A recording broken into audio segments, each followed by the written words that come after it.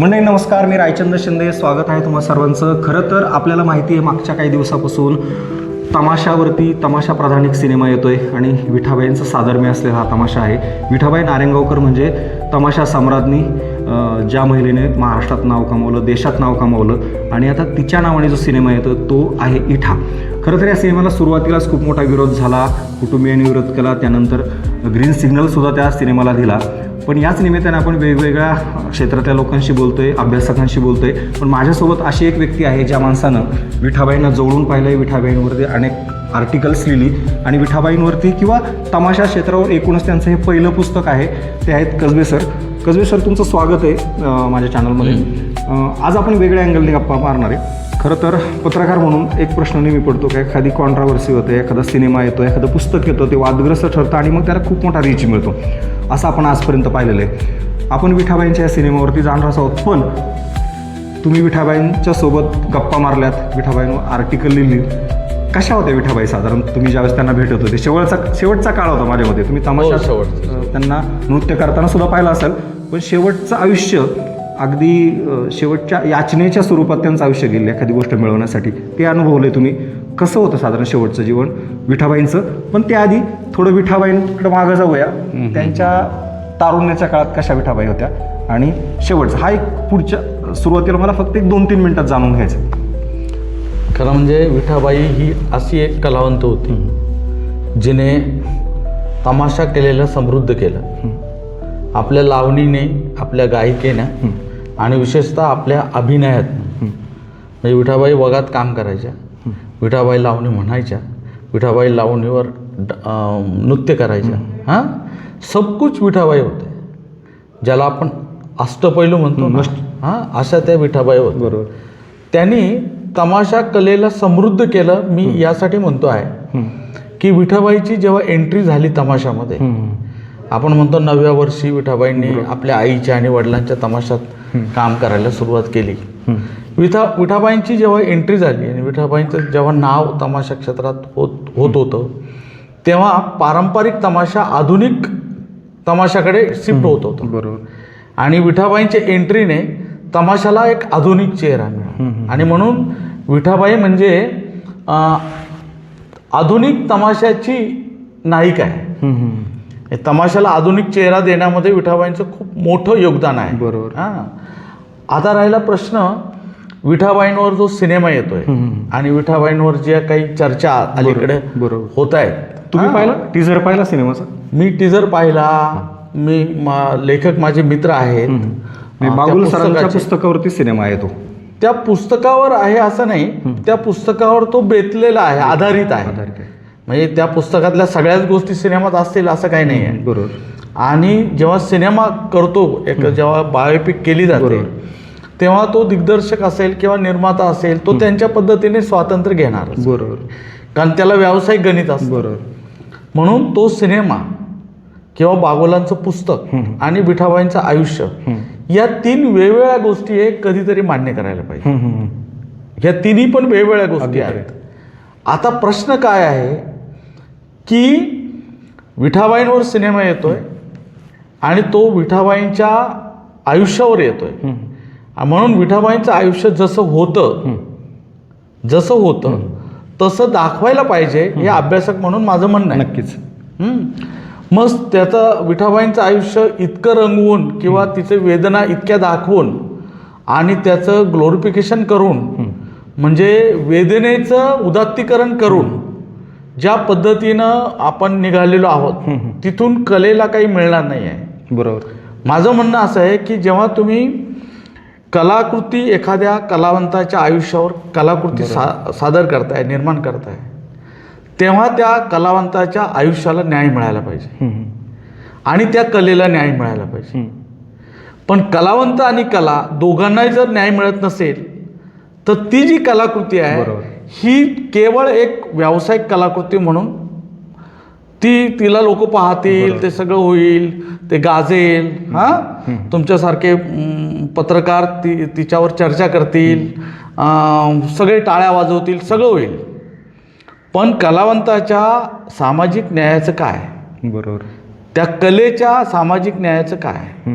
आणि ती कला ज्या सांस्कृतिक अस्तित्वावर उभी आहे त्या सांस्कृतिक संचिताचं काय.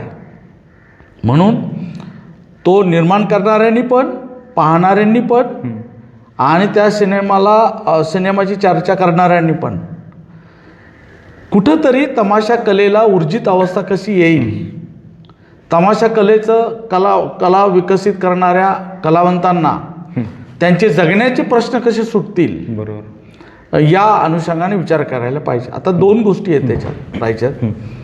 पहिली गोष्ट काय माहिती आहे का, की त्या सिनेमातलं जे नाव वगळलं गेलेलं आहे, विठाबाई भाऊ मांग नारायणगावकर असं विठाबाई नाव सांगायचे. आणि विठाबाईंचे वडील सुद्धा त्यांनी अत्यंत अभिमानानं भाऊ मांग नारायणगावकर असं तमाशाला नाव दिलं होतं. भाऊ बापू मांग नारायणगावकर. त्यांचं आडनाव खुडे होतं ना, आपण खुडे होतं. खुडे. आणि तर कसं असतं माहिती आहे का, तमासगीर कोणताही असो, तो तमासगीर आपल्या नावाच्या पुढे गावाचं नाव लावतो. अशी ही शेकडो वर्षाची परंपरा आहे. बरोबर. ती परंपरा अनेक तमासगिरांनी जपलेली आहे. म्हणजे ती रघुवीर खेडकर, बरोबर, कांताबाई सातारकर, विठाबाई नारायणगावकर, सुरेखा पुणेकर, दत्ता महाडिक किंवा काळूबाळू बोरगावकर जे बोरगावकरांचा जो शिवराम बोरगावकर, चंद्रकांत ढवळपुरीकर, तुम्ही कोणत्याही तमासगिराचं पांडुरंगमुळे पण राहिले, पांडुरंगमुळे मांजरवाडीकर, म्हणजे तुम्ही कोणत्याही तमासगिराचं नाव घ्या, त्याच्या नावाच्या पुढे त्याचं गावाचं नाव त्याने अभिमानानं लावलेलं आहे. आणि ते गाव त्या निमित्ताने महाराष्ट्रभर जात होतं. आणि ते गाव जे आहे ना, त्या गावाला एक प्रसिद्धी मिळायची. बरोबर. एक तर काय माहिती आहे का, गावातली मंडळी आपल्या तमासगिराला जपायची, त्याला काय कमी पडतंय ते द्यायची, बरोबर, त्याला आसरा द्यायची, त्याला तमाशा जेव्हा फिरतीवर नसायचा त्या काळात त्याला आसरा द्यायची, जगवायची, बरोबर, त्याला आधार द्यायची. म्हणून एक गावाचा एक अभिमान त्या कलावंताच्या काळात असायचाच. आणि गावाच्याही सांस्कृतिक जगण्यात त्या कलावंताच्या कलेबद्दलचा अभिमान असायचा. असं ते कॉम्बिनेशन होतं. बरोबर. त्यामुळे नारायणगावमध्ये जेव्हा भाऊ मांग नारायणगावकर भाऊंनी जेव्हा तमाशा सुरू केला, तो पठ्ठे बापूरावांचा काळ होता. आणि त्या काळात भाऊंच्या अगोदरही बरेचसे तमाशा कलावंत होते ना, महाराष्ट्रात होते ना. म्हणजे भाऊंच्या अगोदर पठ्ठे बापूरावांना समकालीन असणारे खूप कलावंत होते. तर त्या कलावंतांकडे बघत बघत भाऊंनी आपला तमाशाचा फड काढला. आणि तो पठ्ठे बापूरावांना भेटल्यानंतर काढला. नारायण भाऊ मूळ साताऱ्याकडचे, आणि ते मग आर्वीत आले, आर्वीतनं मग नंतर नारायणगावमध्ये आले. तर नारायणगाव भाऊंशी नाही, भाऊचं निधन झालेलं होतं. खरं म्हणजे त्यांच्या आठवणी मात्र कोणाकडनं तुम्ही ऐकलं असेल? नाही, त्यांचं चरित्र जेव्हा मी समजून घेतलं त्यांच्या कुटुंबियांकडे, तेव्हा मला असं जाणवलं की अरे ह्या माणसाला राष्ट्रपती पुरस्कार जो मिळालेला आहे, तर खरं म्हणजे याचं काम किती मोठं आहे. आणि आजही पुण्यामध्ये आकाशवाणी चौकाला नाव आहे भाऊंचं नाव आहे. तो मोठाच कलावंत. बरोबर. म्हणजे आणि दोघंही विठाबाईंची आई आणि भाऊ वडील दोघंही तमासगीर होते. बरोबर. त्यामुळे तमाशा कलेचे सगळे धडे विठाबाईंनी आई वडिलांकडूनच घेतलेले होते.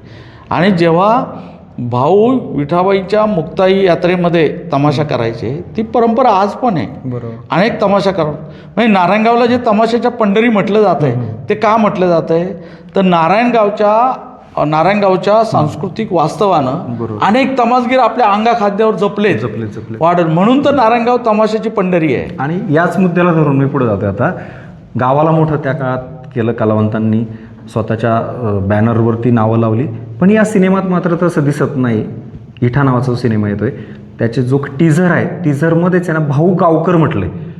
तर मग आता हे भाऊ कोण होते आणि गावकर कोण आहेत? जर तुम्ही एकीकडे म्हणताय विठाबाईंवरती हा तमाशा आहे, ठीक आहे, विठाबाई जाऊ द्या, त्यांना जरी ते नाव द्यायला काय आक्षेप असेल, त्यांनी इठा नाव केलं.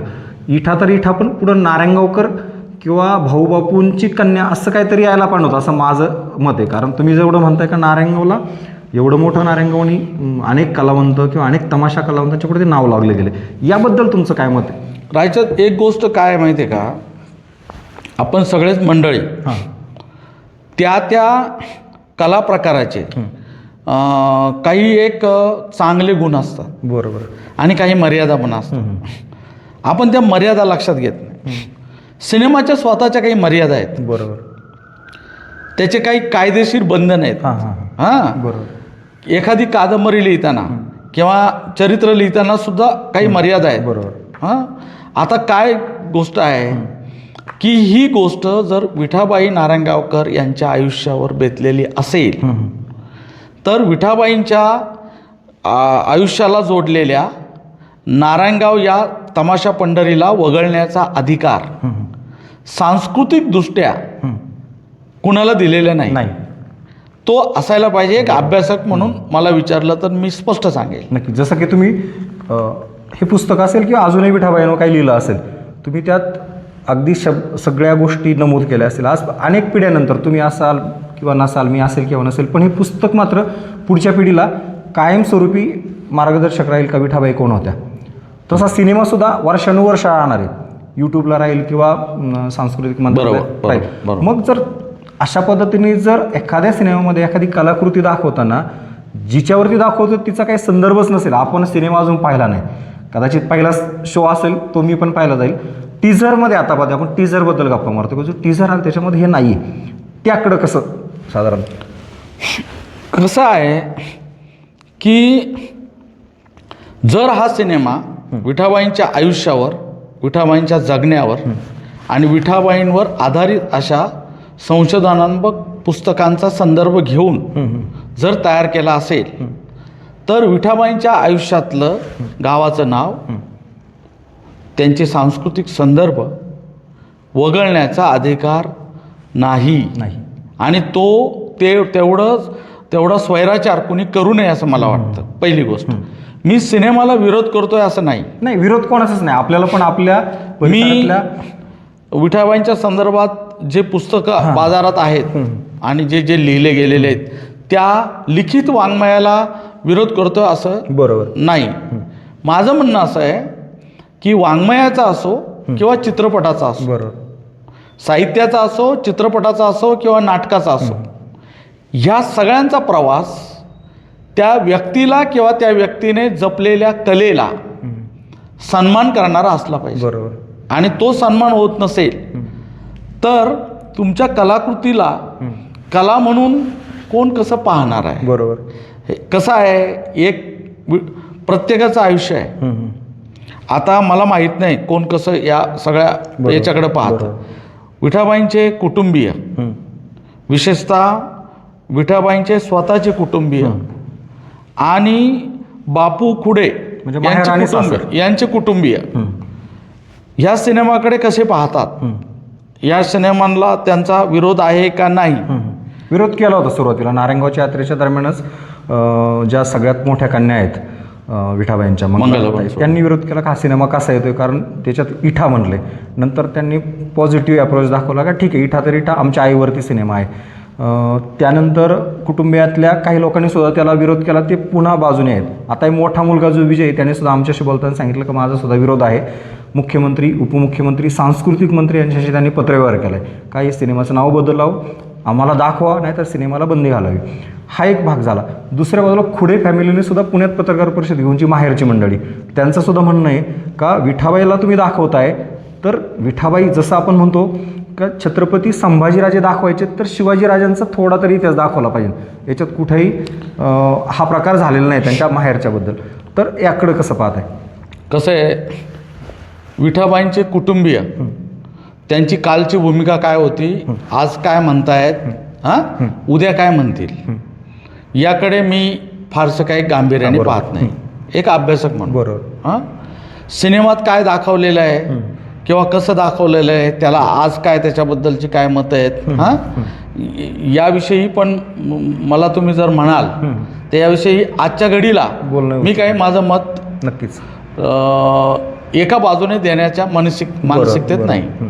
याचं कारण असं की प्रत्येकाचे एक स्वतःची इंटरेस्ट माणूस टाकत असतो. बरोबर. हां. हो. आणि एखाद्या गोष्टीकडे तो त्याच्या नजरेने पाहत असतो. हे सगळे घटक आपापल्या नजरेने त्या सिनेमाकडे सगळे म्हणजे अगदी मीडियापासून, हो. म्हणजे अगदी जे लोक आहेत ना, मीडियापासून.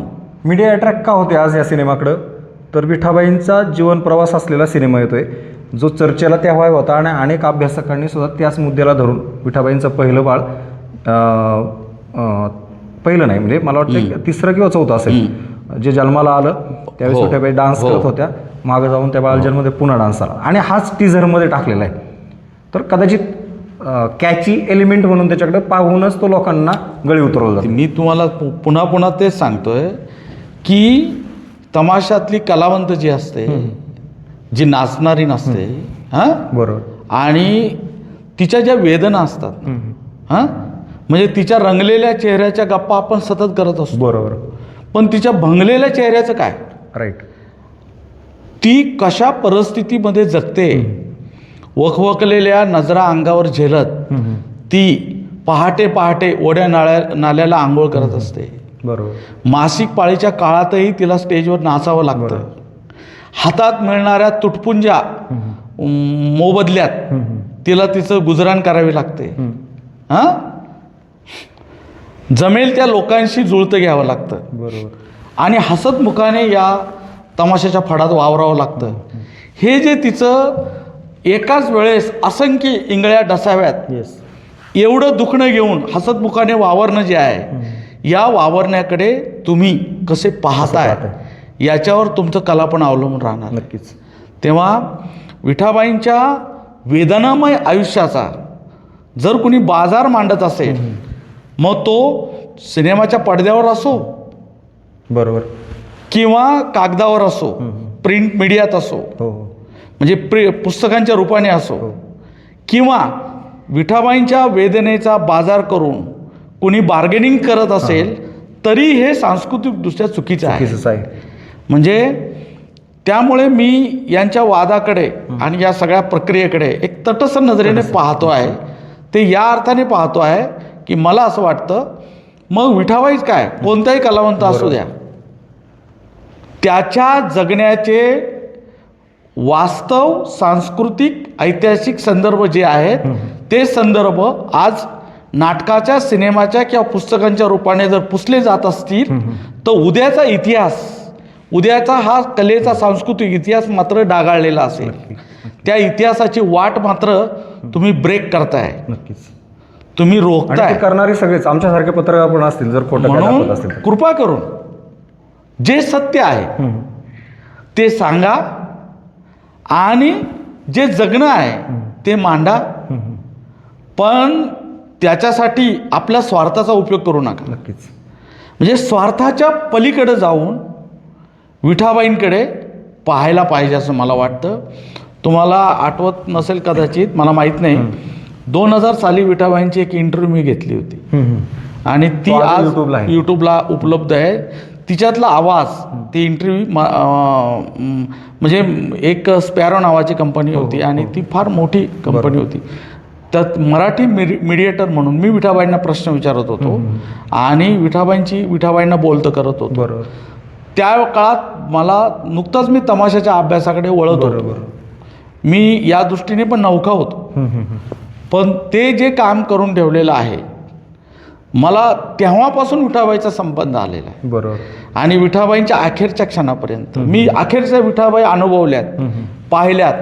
त्यांच्या डोळ्यांमध्ये, त्यांच्या सगळ्या व्यक्तिमत्वामध्ये जो काही जे काही तमाशा कलेला शिखरावर नेल्याचं समाधान होतं ना, ते फार वेगळं होतं.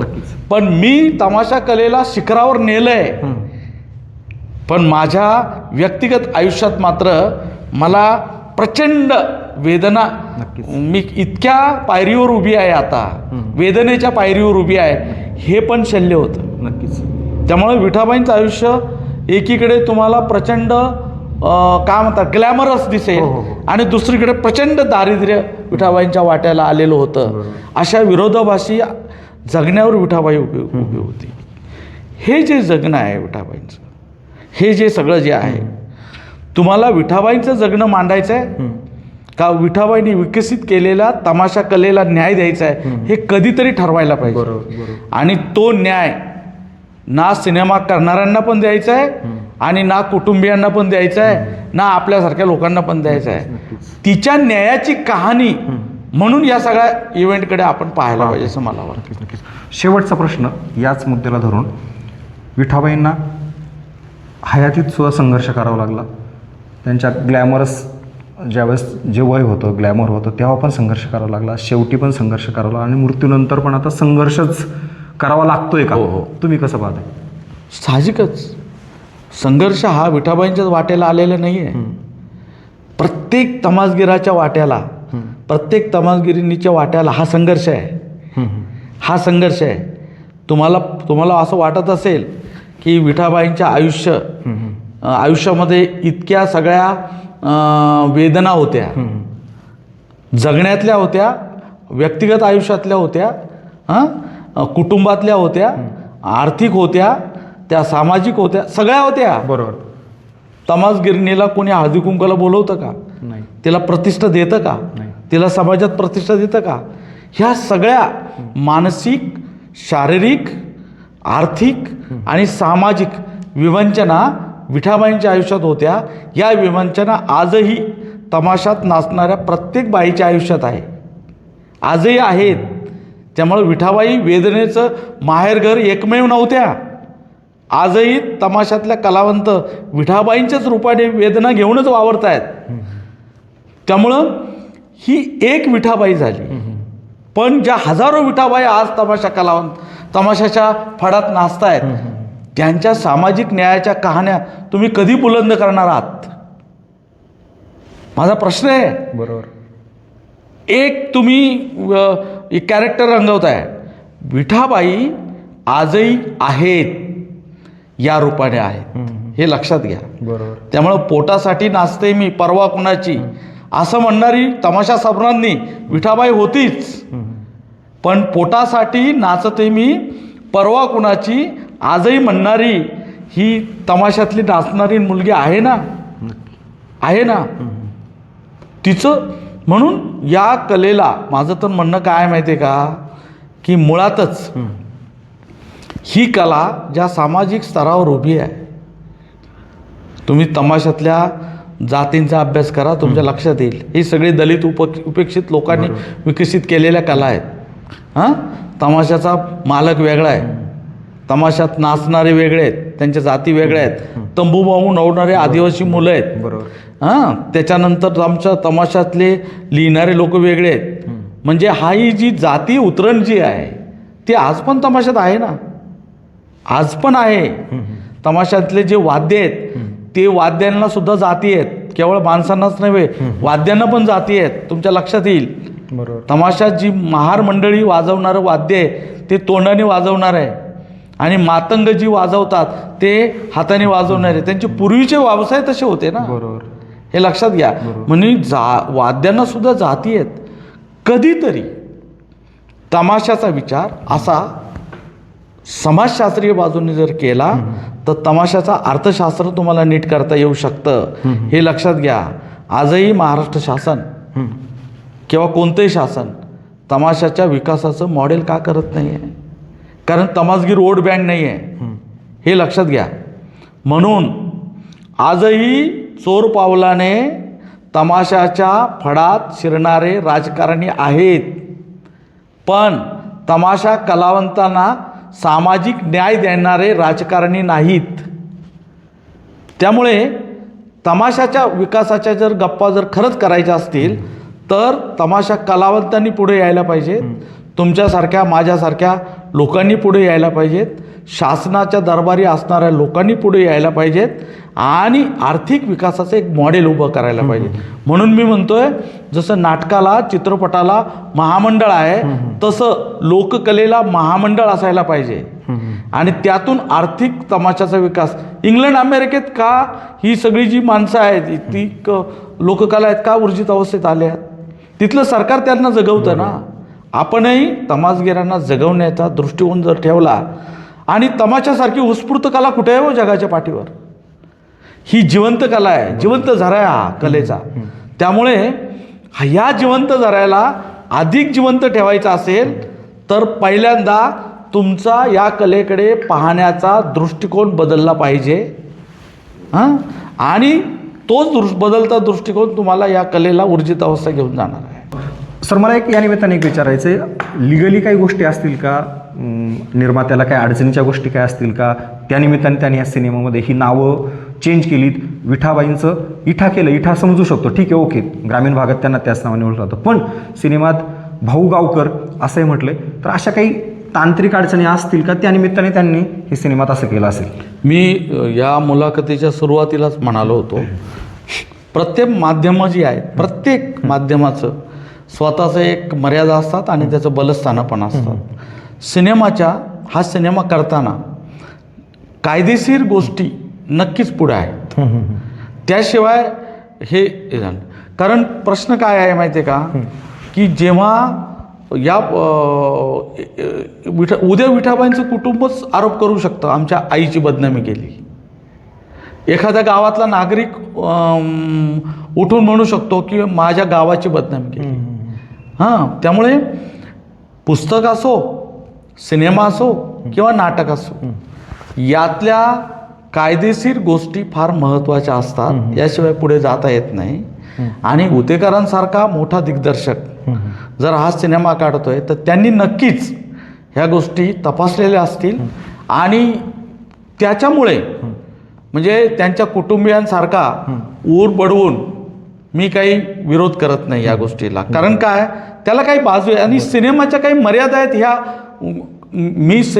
तुम्ही आत्ता सिनेमा येत आहे म्हणून बोलतोय, पण विठाबाई काही एकाच सिनेमात बसणारी गोष्ट आहे का? अरे तो कलेचा महासागर होता ना विठाबाई, म्हणून लिजेंड, महाकलावंत. त्यामुळं तर तमाशा सम्राज्ञी विठाबाई असं म्हटलं जातं ना. त्यामुळे एका सिनेमात 3 तासाच्या सिनेमात विठाबाईंना बसवणं ही गोष्ट काही, विठाबाई या पलीकडे खूप होत्या. त्यामुळे सिनेमा कायदेशीर बाजूने नक्कीच तपासला गेलेला असणार आहे आणि ते आपण समजून घ्यायला पाहिजे. कारण कसं आहे, एकतर विठाबाईंवर हिंदीमध्ये आणि श्रद्धा कपूरचा अभिनय असणारा एक चित्रपट येतोय, ही स्वागताची गोष्ट आहे. ही स्वागताची गोष्ट आहे, त्याला विरोध करण्याचं काही कारण नाही. सगळ्यांनी स्वागत केलं पाहिजे. हां, त्यात काय दाखवायला पाहिजे काय नाही पाहिजे हे सगळं स्वातंत्र्य त्या दिग्दर्शकाचं आहे, निर्मात्याचं आहे आणि त्या लेखकाचं आहे. त्यांना ते स्वातंत्र्य द्यायला पाहिजे. त्यांनी कायदेशीर जे वारस आहेत विठाबाईंचे, सासरकडचे किंवा माहेरकडचे, यांच्याशी पण बोललं पाहिजे या गोष्टीवरती, असं वाटत नाही? हा त्यांचा दोष आहे ना. हे त्यांनी बोलायलाच पाहिजे. जेव्हा तुम्ही एखाद्या व्यक्तीवर चित्रपट करताय तेव्हा त्या व्यक्तीच्या कुटुंबियाशी प्रॉपर संवाद साधायला पाहिजे. बरोबर. आणि कुटुंबियांनी सुद्धा आपण आपल्या घरातल्या एका महानायिकेवर ही गोष्ट करतोय याचं पण भान ठेवायला पाहिजे. कारण त्या कुटुंबियांनी सुद्धा त्याचा गैरफायदा घेता कामा नये. म्हणजे ह्या संवादातला कुठेतरी विसंवाद झालेला दिसतोय. नाही, कसं असतं, प्रत्येक जण आपापल्या परीनं काहीतरी करत असतो. हां, आता आपण तटस्थ आहोत. बरोबर. आपल्याला ना त्यातलं काही कोणता लाभ पाहिजे आणि ना काही त्याचं नाव पाहिजे ना का. आता मी तमाशावर अभ्यास केला आणि विठाबाईंच्या संपर्कात आलो म्हणून तुम्ही माझ्याशी बोलताय, यात मला काही त्याच्यातलं काही हे नको आहे. सिनेमा चांगला झाला तर मी टाळ्या वाजवेल, सिनेमा वाईट झाला तर मी फक्त नाराज होईल, या पलीकडे काही करू शकत नाही एक प्रेक्षक म्हणून. बरोबर. मी ना विठाबाईंचा कुटुंबीय आहे ना विठाबाई मला लेक म्हणायची आणि माझ्या बायकोला सुनबाई म्हणायची. एवढे आमचे संबंध होते. पण एक कलावंताकडे कसं पाहिलं पाहिजे, बाबासाहेब आंबेडकरांवर आज जर काही करायचं असेल तर आंबेडकरांच्या फॅमिलीतल्या लोकांना विचारायला जायला पाहिजे. नक्कीच. महात्मा गांधींवर काही करायचं असेल तर महात्मा गांधींच्या फॅमिलीत आज जे हयात आहेत त्यांची परवानगी घ्यायला पाहिजे का? नाही. जेव्हा तुम्ही एखाद्या मोठ्या माणसावर जो समाजाचाच बनलेला आहे, बरोबर, जो कलेचाच बनलेला आहे, त्याच्यावर जेव्हा तुम्ही एखादी गोष्ट करताय तेव्हा कुटुंबियांचे जे काही संदर्भ आहेत ते विरळ झालेले असतात. विठाबाई अशा एका उंचीवर गेलेली होती की कुटुंबाचे सगळेच पाश बरोबर आपोआप तुटत गेलेले आहेत ना. एक आहे त्या फक्त कुटुंबाच्या नाहीत तर आता त्या महाराष्ट्राच्या महाराष्ट्राच्या कलावंत झालेल्या आहेत ना. अहो ते किती लोकांचं आहेत असं, बरोबर किती कलावंतांचं आहे असं. तुम्ही अगदी गदिमांवर काय करायचंय, बालगंधर्वांवर काय करायचंय, बरोबर. तर त्यांच्या कुटुंबियांचं तुम्ही ते कुटुंबियाचे बंध तोडलेले लोक आहेत नाही सगळी मंडळी. त्यामुळं कुटुंबियांनी सुद्धा खूप याच्यात पडू नये की असंच झालंय आणि तसंच झालंय. अनेक लोक येतील, कोणी सिनेमा काढेल, कोणी नाटक काढेल, कोणी पुन्हा पुन्हा लिहील, कोणी काय करेल. त्या सगळ्यांकडे एका सकारात्मक ऊर्जेने, सकारात्मक नजरेने पाहायला पाहिजे. आणि ज्यांना ज्यांना विठाबाईंच्या आयुष्यावर काय करायचं आहे त्यांनीही विठाबाईंच्या आयुष्याशी प्रतारणा होईल आणि वास्तवाच्या पलीकडे जाईल आणि अवास्तव विठाबाईंचं वास्तव दाखवून विनाकारण बदनामी करू नये. हे दोन्ही लोकांनी जपण्याच्या गोष्टी आहेत. बरोबर. आपण फक्त सूचना करू शकतो, आपण अंमलात नाही आणू शकत. तेव्हा तुम्ही आम्ही प्रेक्षक आहोत, आपण बघूया काय होतं. नक्कीच सर, धन्यवाद. खरं तर ह्या गप्पा संपणाऱ्या नाही आहेत, पण तुम्ही शेवट जो केला ह्या मुलाखतीचा त्याच्यामध्ये जे काही मुद्दे मांडले ते खूप महत्त्वाचे होते. त्याच मुद्द्याच्या आधारे मागच्या 15 दिवसापूर्वी एक साधारण 3 आठवड्यापूर्वी पुण्यामध्ये राज्यस्तरीय कलावंतांचा एक मेळावा होता. राज्याचे मुख्यमंत्री, उपमुख्यमंत्री, सांस्कृतिक मंत्री येणार होते पण ते आले नाहीत. आणि पद्मश्री मिळालेला पहिला माणूस तमाशातला त्याला आपल्या भावना उद्विग्नपणे सांगाव्या लागल्या खेडकरांना की अजूनही या लोकांना तुम्ही गावकुसा बाहेरचंच समजताय. आणि त्यातच सगळं आलं. विठाबाईंचा तमाशा येईल जाईल, दाखवायचं ते दाखवलं जाईल, तुमच्या आमच्यासारखी लोक याच्यावर बोलतील, पण इतिहास पुसण्याचं काही काम काही लोक करतील. तो इतिहास चुकीचा पण मांडला जाईल आणि पुढच्या पिढीला मात्र इतिहास चुकीचा जर गेला, तुम्ही मध्ये बोलताना सांगितलं, तर नव्या पिढीला ह्या अनेक गोष्टी अशा कलावंतांच्या पाहायला मिळणार नाही. ज्या पुस्तक रूपाने काही लोकांनी, तुमच्यासारख्या लोकांनी ज्या लिहिलेल्या आहेत त्या मात्र कायमस्वरूपी राहतील. तुम्ही असाल नसाल, मालिका येतील, सिनेमे येतील, तात्पुरते गल्ला भरतील, पण शेवटपर्यंत मात्र ना त्या कलाकाराला न्याय मिळेल असंच तुम्हाला या निमित्ताने म्हणायचं आहे. आणि पद्मश्रींनी म्हटल्याप्रमाणे ही कला आजही तशीच आहे, उद्याही तशीच राहील अशीच भीती या निमित्ताने वाटते. पुढं कधीतरी टप्प्याटप्प्याने आपण याच विषयावर कधीतरी बोलू, पण आज मात्र माझा हाच मुद्दा होता. विठाबाईंच्या जीवनावरती तमाशा येतोय आणि विठाबाईंच्या तमाशावरती विठाबाईंच्या आयुष्यावरती एक सिनेमा येतोय आणि या सिनेमामध्ये मात्र सुरुवातीला नावावरून राजकारण झालं आणि आता पुढे जाऊन काय काय राजकारण होतं हे आपल्याला फक्त पाहण्यापलीकडे काय करता येणार नाही. पहिला ट्रेलर तर रिलीज झाला आहे. पहिला शो पाहण्यासाठी मात्र तुम्ही आणि आम्ही सगळेच अगदी उत्सुक आहोत. पाहूयात नेमकं काय पुढं असणार आहे, इतिहास खरा मांडला होता की खोटा मांडला होता. धन्यवाद.